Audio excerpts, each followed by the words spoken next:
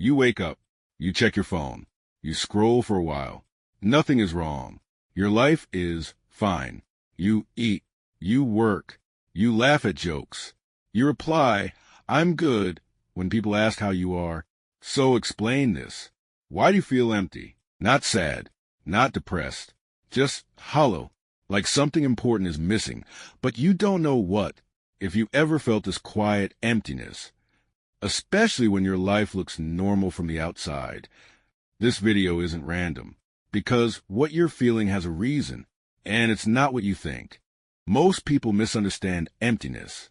They think emptiness means depression, laziness, weak mindset, lack of gratitude. So they blame themselves. I shouldn't feel this way. Other people have it worse. My life is fine. What's wrong with me? But emptiness is not sadness. Sadness hurts. Emptiness feels numb. You're not crying. You're not breaking down. You're just existing. Psychologists describe emptiness as emotional disconnection, not emotional pain. It's a feeling of being detached from meaning. And here's the most important part. Emptiness usually appears when your life is stable, not when it's falling apart. That's why it's so confusing. When life is chaotic, you're busy surviving. But when life slows down, your brain finally asks the question you've been avoiding. Why am I doing all this? From a young age, we're taught a formula. Study, work hard, be responsible, be productive, build a stable life. And if you follow the checklist, happiness is supposed to arrive automatically. So you do everything right. You improve yourself. You avoid big mistakes. You stay functional. But one day, you reach a strange moment. You look at your life and think, this is it? Psychologists call this arrival fallacy. The belief that once you arrive at a certain stage, you'll finally feel fulfilled. But when you arrive, nothing changes inside. Because the checklist never asks one critical question. Does this life actually mean something to you? Not to society, not to your family, not to Instagram, to you. Let's talk about your brain. Your brain runs on dopamine, the chemical of motivation, anticipation, and desire. Dopamine is released before you get something, not after. That's why chasing feels better than having. Modern life completely hijacks this system. Think about it. Endless scrolling, notifications, short videos, quick rewards. Your brain is constantly stimulated. But stimulation is not satisfaction. Over time, your brain adapts. Things that once felt exciting now feel flat. This creates a dangerous loop.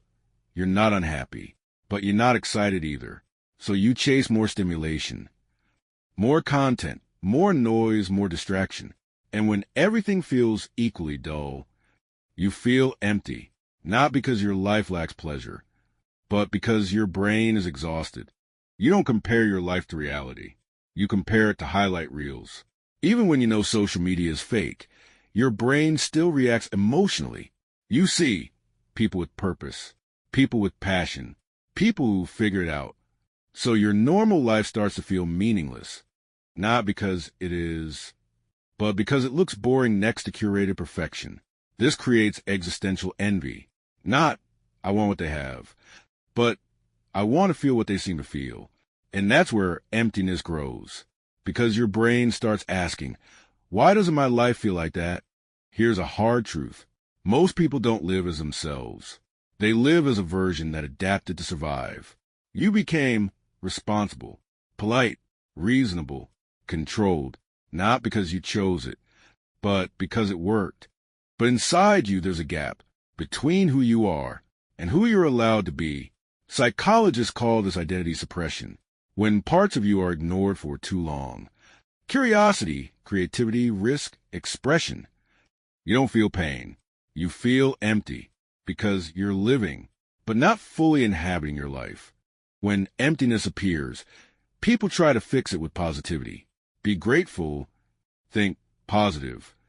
Others have it worse. But emptiness is not a mindset problem. It's a signal that something meaningful is missing.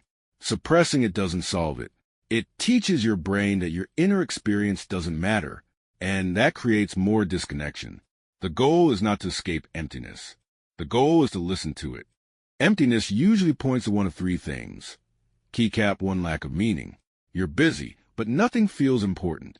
Keycap 2, lack of agency. Your life is controlled by routines, expectations, or obligations. Keycap 3, lack of emotional risk. You're safe, but not alive. None of these mean your life is broken. They mean it's incomplete.